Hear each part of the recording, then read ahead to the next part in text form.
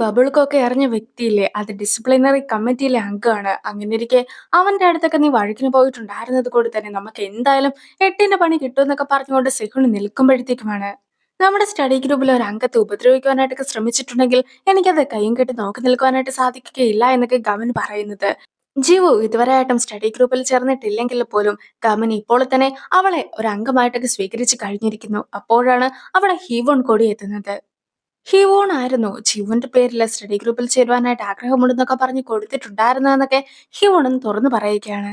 നേരത്തെ നമ്മൾ കണ്ടിട്ടുണ്ടായിരുന്ന ഹീ ഉണ്ടല്ലോ, അവൾക്ക് ജിനനെ ഒരുപാട് ഇഷ്ടമൊക്കെ ആയിട്ടുണ്ടായിരുന്നു. അങ്ങനെയിരിക്കെ സ്കൂളിലെത്തിയ അവളും അതിനെക്കുറിച്ചൊക്കെ സംസാരിക്കുമ്പോഴത്തേക്കും വെള്ളമൊക്കെ കുടിച്ചുകൊണ്ടിരുന്ന ഹീവോണിനും അതൊക്കെ കേട്ടിട്ട് ചിരി വരുന്നു.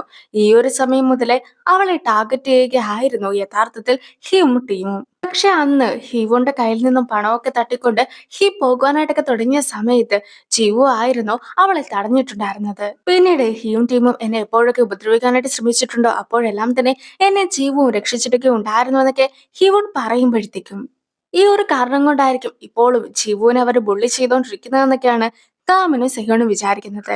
ജീവുവിന്റെ അടുത്ത് ഫൈറ്റ് ചെയ്ത് നിൽക്കുവാനായിട്ട് ആർക്കും തന്നെ സാധിക്കുകയില്ല. അതുകൊണ്ട് തന്നെ എന്നെ പിന്നെ ആരും ബുള്ളി ചെയ്തിട്ടുമില്ല.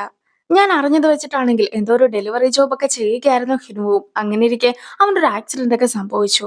അങ്ങനെ പണത്തിന്റെ സഹായത്തിന് വേണ്ടിയിട്ട് ജിന്നിന്റെ അടുത്തേക്കായിരുന്നു ഹിനുവ പോയിട്ടുണ്ടായിരുന്നത്. പക്ഷെ പകരമായിട്ട് ഹിനുവിനോട് ഒരു മോഷണമൊക്കെ നടത്തുവാനായിട്ടായിരുന്നു ജിൻ പറഞ്ഞതും. അവനും അതുപോലെ മോഷണമൊക്കെ നടത്തിയിട്ട് പണമൊക്കെ കൊണ്ടുവരുന്ന സമയത്ത് ഇതിന്റെ എല്ലാത്തിന്റെ വീഡിയോ ജിന്നും ഷൂട്ട് ചെയ്തിട്ടുണ്ടായിരുന്നു. ഹ്യുനുവോ ഇങ്ങനെ മോഷണം നടത്തിയ വീഡിയോ ഒക്കെ ജിൻ ജീവോന് കാണിച്ചു കൊടുത്തിട്ടാണ് ജീവോനെയും ഭീഷണിപ്പെടുത്തിയിട്ടുണ്ടായിരുന്നത്.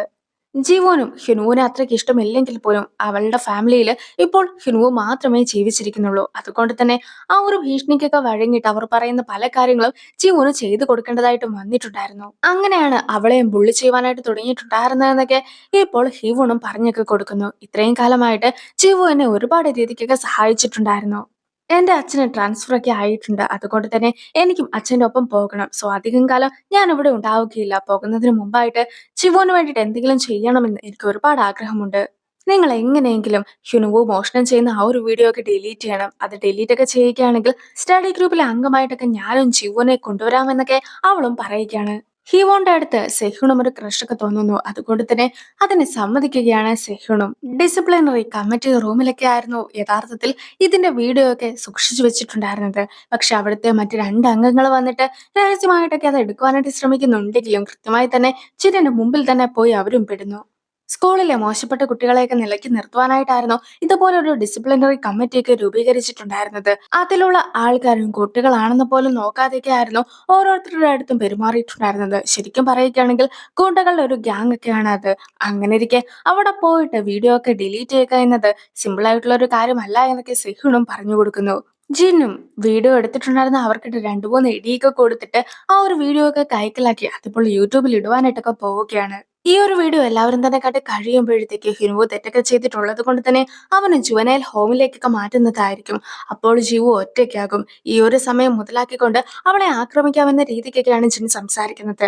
മാത്രമല്ല ഈ ഒരു ഐഡിയ ഒക്കെ പറഞ്ഞു കൊടുത്തിട്ടുണ്ടായിരുന്നത് ഹാനുളായിരുന്നു.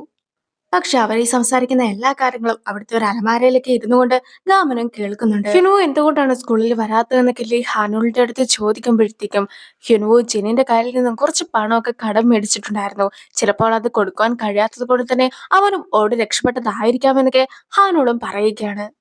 ശരിക്കും ഹിനു നിനക്ക് വേണ്ടി എന്തോ കാര്യം ചെയ്തു തരുന്നതിനിടയ്ക്കല്ലായിരുന്നോ അവനും അപകടമൊക്കെ പറ്റിയിട്ടുണ്ടായിരുന്നത്. ആ ഒരു കാരണം കൊണ്ടല്ലേ അവനും ജിന്നിന്റെ അടുത്ത് നിന്നും പണമൊക്കെ കടം മേടിക്കേണ്ടതായിട്ടും വന്നത്. ഇപ്പോൾ തന്നെ അവൻ നിനക്ക് വേണ്ടി ഒരുപാട് കാര്യങ്ങളൊക്കെ ചെയ്തു തന്നിട്ടില്ലേ. കഴിഞ്ഞ ദിവസം അവൻ എന്റെ വീട്ടിൽ അതിക്രമിച്ച് കയറിയിട്ട് അവിടുത്തെ സാധനങ്ങളെല്ലാം തന്നെ തകർക്കുകയും എന്നെ ഉപദ്രവിക്കുവാനായിട്ട് ശ്രമിക്കുകയും ചെയ്തിട്ടുണ്ടായിരുന്നു. നീ ഇപ്പോൾ തന്നെ അവനെ ഒരുപാട് യൂസ് ചെയ്തിട്ടുണ്ട്. ഇനിയെങ്കിലും അവനെ വെറുതെ വിട്ടൂടെ എന്നൊക്കെ ലീയും ഹനുളിന്റെ അടുത്ത് ചോദിക്കുമ്പോഴത്തേക്കും ഖുനുവിനെ പോലെ ഉള്ളവർക്ക് വേണ്ടി വാദിക്കുവാനായിട്ടൊക്കെ നിൽക്കുകയാണെങ്കിൽ അത് നിനക്ക് തന്നെ പ്രശ്നമാക്കുന്നതായിരിക്കുമെന്നൊക്കെ ഹാനുളും ലീയുടെ അടുത്തൊക്കെ പറയുന്നു. ഈ ഒരു സമയത്തായിരുന്നു അലമാരയ്ക്കകത്ത് നിന്ന് ഒരു ശബ്ദമൊക്കെ എല്ലാവരും തന്നെ കേൾക്കുന്നത്. ജിനിന്റെ കൂടെ ഉണ്ടായിരുന്ന ഒരു വ്യക്തി എന്താണ് സൗണ്ട് എന്നൊക്കെ അറിയുവാനായിട്ട് അലമാര തുറന്നു നോക്കുമ്പോഴത്തേക്കുമാണ് അകത്തുണ്ടായിരുന്ന ഗാമിനെ എല്ലാവരും കാണുന്നതും. നീ USB ഡ്രൈവ് ഒക്കെ കൈക്കലാക്കുവാനായിട്ട് എത്തിയതാണോ, നിനക്കെന്താ ശിവുവിന്റെ അടുത്ത് ക്രഷൊക്കെ തോന്നുന്നുണ്ടോ എന്നൊക്കെ ചോദിച്ചുകൊണ്ട് ജിൻ നിൽക്കുമ്പോഴത്തേക്കും ജിനിനെയും ബാക്കിയുള്ള ആൾക്കാരെയും തല്ലി ഒതുക്കിയതിനു ശേഷം അവിടെ ഉണ്ടായിരുന്ന USB ഡ്രൈവ് ഒക്കെ സ്വന്തമാക്കുകയാണ് ഗാമിനും. അങ്ങനെ കാമൻ അടിയെല്ലാം തീർത്തിട്ട് ഇറങ്ങി വരുവാനായിട്ട് തുടങ്ങുമ്പോഴത്തേക്കുമാണ് ഡിസിപ്ലിനറി കമ്മിറ്റിയിലെ മറ്റു 3 അംഗങ്ങളും കൂടി അകത്തേക്കൊക്കെ കയറി വരുന്നത്. അവരുടെ കൂട്ടത്തിലുണ്ടായിരുന്ന ബാക്കിയുള്ള ആൾക്കാരൊക്കെ അടികിട്ടി നിലത്ത് കിടക്കുന്നതൊക്കെ കണ്ടിട്ടുണ്ടായിരുന്ന അവരും കാമനുമായിട്ടൊക്കെ ഫൈറ്റ് ചെയ്യുന്നു. കൂടുതൽ ആൾക്കാരൊക്കെ വന്നത് കൊണ്ട് തന്നെ കാമിന്റെ കാര്യം ആകെ കഷ്ടത്തിലാകുന്നതായിരിക്കും. ഒരു കാര്യം ചെയ്യാം, നമുക്ക് രണ്ടുപേർക്കും കൂടി ഫൈറ്റ് ചെയ്യുന്നത് പോലെയൊക്കെ അഭിനയിക്കാം.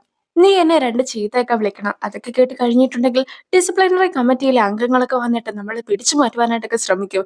ഈ ഒരു ഗ്യാപ്പില് കാമിന് രക്ഷപ്പെട്ടു പോകാനായിട്ട് കഴിയുമെന്നൊക്കെ സിമോൺ പറയുമ്പോഴത്തേക്കും ഹിമോൺ ഇതുവരെ ആയിട്ടും ആരെയും ചീത്തയൊന്നും വിളിച്ചിട്ടുണ്ടായിരുന്നില്ല. അതുകൊണ്ട് തന്നെ അതിന്റെ ബുദ്ധിമുട്ടൊക്കെ അവൾക്കും ഉണ്ടായിരുന്നു. അങ്ങനെ ഇവർ രണ്ടുപേരും കൂടി സംസാരിച്ച് നിൽക്കുന്നത് ജീവ കൂടി കേൾക്കുകയാണ്. ഒത്തിരി പേരുമായിട്ട് ഗമൻ ഫൈറ്റ് ഒക്കെ ചെയ്യുന്നുണ്ടെങ്കിലും ഏറ്റവും ഒടുവിലായിട്ട് എല്ലാവരും ഗമനെ പിടിച്ചൊക്കെ നിർത്തിയിരിക്കുകയാണ്. ഗമൻ അനങ്ങുവാൻ പോലും സാധിക്കുന്നില്ല.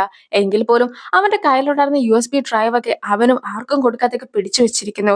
ഈ ഒരു സമയത്താണ് ജിന്നും നേരത്തെ തന്നെ ആ ഒരു വീഡിയോ ഒക്കെ കമ്പ്യൂട്ടറിൽ സേവ് ചെയ്ത് വെച്ചിട്ടുണ്ടായിരുന്നുവെന്നും ഇപ്പോൾ തന്നെ അതൊക്കെ അപ്ലോഡ് ചെയ്യുന്നതായിരിക്കും എന്നൊക്കെ പറയുന്നത്.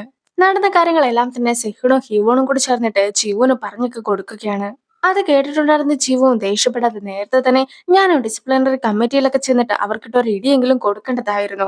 അവരൊരു പക്ഷേ എന്നെ ഉപദ്രവിച്ചേക്കാം, എങ്കിൽ പോലും അവർക്കിട്ട് എന്തെങ്കിലും ഒന്ന് കൊടുക്കാതെ എനിക്ക് സമാധാനം കിട്ടുകയില്ല എന്നൊക്കെ പറഞ്ഞുകൊണ്ട് ജീവവും ഡിസിപ്ലിനറി കമ്മിറ്റി റൂമിന്റെ അടുത്തേക്കൊക്കെ നടന്നു പോകുമ്പോഴത്തേക്കും ഡോറൊക്കെ പൊളിച്ചുകൊണ്ട് ഗാമനും പുറത്തേക്ക് ഇറങ്ങി വരികയാണ്. പക്ഷേ ഗാമന്റെ കയ്യിൽ ഒരു കമ്പ്യൂട്ടർ കൂടി ഉണ്ടായിരുന്നു. കമ്പ്യൂട്ടർ വഴിയാണല്ലോ വീഡിയോ ഒക്കെ അപ്ലോഡ് ചെയ്യാനായിട്ട് ശ്രമിച്ചത്. കമ്പ്യൂട്ടർ മൊത്തത്തിൽ കൊണ്ടുപോവുകയാണെങ്കിൽ അവർക്കും വീഡിയോ അപ്ലോഡ് ചെയ്യാനായിട്ട് സാധിക്കുകയില്ലല്ലോ. ആ ഒരു ഐഡിയ ഒക്കെ വെച്ചിട്ടായിരുന്നു അവനും ഓടിയിട്ടൊക്കെ ഉണ്ടായിരുന്നത്. ഗാമനും വഴിയിലൊന്ന് വീണൊക്കെ പോകുന്നു. അതുകൊണ്ട് തന്നെ അവന്റെ കയ്യിലുണ്ടായിരുന്നതൊക്കെ തെറിച്ചിട്ട് സെഹ്യൂന്റെ അടുത്തേക്കൊക്കെ വന്ന് വീഴുമ്പോഴത്തേക്കും സെഹ്യൂനോട് അതിലാണ് വീഡിയോ ഉള്ളത്, നീയും അതെടുത്ത് എങ്ങോട്ടെങ്കിലും കൊണ്ടുപോകുവാനായിട്ടൊക്കെ ഗാമനും പറയുകയാണ്. മാത്രമല്ല പുറകെ വന്നിട്ടുണ്ടായിരുന്ന ആൾക്കാരെ എല്ലാവരും തന്നെ ഗാമനും ബ്ലോക്ക് ചെയ്തൊക്കെ നിർത്തുന്നു. ഈ ഒരു സമയത്ത് സെഹ്ണും അതുമായിട്ടൊക്കെ മുകളിലേക്കും ഓടുന്നു. പല വഴിക്കൊക്കെ ആൾക്കാർ വന്നിട്ടുണ്ടായിരുന്നത് കൊണ്ട് തന്നെ അവൻ ഓടി ഓടി റൂഫ് ടോപ്പിലൊക്കെ ഇപ്പോൾ എത്തുകയാണ്. അവിടെ നിന്നും എങ്ങനെയാണ് ആ ഒരു വീഡിയോ ദൃശ്യങ്ങളൊക്കെ ഇല്ലാതാക്കുക എന്ന കാര്യം മാത്രം അവനും അറിയുകയില്ലായിരുന്നു. മാത്രമല്ല ജിൻ കൂടി ഇപ്പോൾ റൂഫ് ടോപ്പിലൊക്കെ എത്തിയത് കണ്ടിട്ടുണ്ടായിരുന്ന അവനും കയ്യിലുണ്ടായിരുന്ന ഡിവൈസ് ഒക്കെ അവിടെ നിന്ന് നേരെ താഴേക്കൊക്കെ വലിച്ചെറിയുന്നു. സോ ഇനി ആർക്കും അതൊന്നും തന്നെ കണ്ടെത്തുവാനായിട്ട് സാധിക്കുകയില്ല എന്ന വിശ്വാസത്തിൽ അവൻ നിൽക്കുന്നു. പക്ഷെ അത് കണ്ട് ദേഷ്യം വന്നിട്ടുണ്ടായിരുന്ന ജിന്നും അവനെ തല്ലുവാനായിട്ടൊക്കെ ശ്രമിക്കുമ്പോഴത്തേക്കും ചിവു പെട്ടെന്ന് തന്നെ അവിടെ എത്തിയിട്ട് ജിന്നിനെ മലർത്തി അടിക്കുകയാണ്. ആ ഒരു വീഡിയോ ഉണ്ടായിരുന്നത് കൊണ്ടാണ് ഇത്രയും നാൾ നിന്നെ ഞാൻ വെറുതെ വിട്ടിട്ടുണ്ടായിരുന്നത്. വീഡിയോ ഒക്കെ ഇല്ലാതായത് കൊണ്ട് തന്നെ നിന്നെ കൊന്നാലും എനിക്ക് സന്തോഷം മാത്രമേ ഉണ്ടാവുകയുള്ളൂ എന്നൊക്കെ ചിവുവും പറയുന്നു. എന്റെ ക്യൂട്ട്നെസ് കാണണമെന്നൊക്കെ നീയും ആഗ്രഹിച്ചതല്ലേ, എന്നാൽ കണ്ടോ എന്നൊക്കെ പറഞ്ഞുകൊണ്ട് ചിവു വീണ്ടും അവനെ ഇടിക്കുകയൊക്കെയാണ്. ലീ ഇത്രയും നേരം ഹിനുവിന് വേണ്ടിയല്ലേ സംസാരിച്ചത്, ഉടനെ തന്നെ അവന് വേണ്ടി സംസാരിക്കേണ്ടിയിരുന്നില്ല എന്നൊക്കെ നിനക്കും തോന്നുന്നതായിരിക്കും എന്നൊക്കെ ഹാനുളും ലീയുടെ അടുത്തൊക്കെ പറയുന്നു. പിന്നീട് ഹാനുളും പോവുകയാണ്. ആ ഒരു സീനോട് കൂടി ഈ ഒരു വീഡിയോ അവസാനിക്കുന്നു. അടുത്തൊരു വീഡിയോ ആയിട്ട് ഇത്രയും വേഗം കാണാം. ബൈ.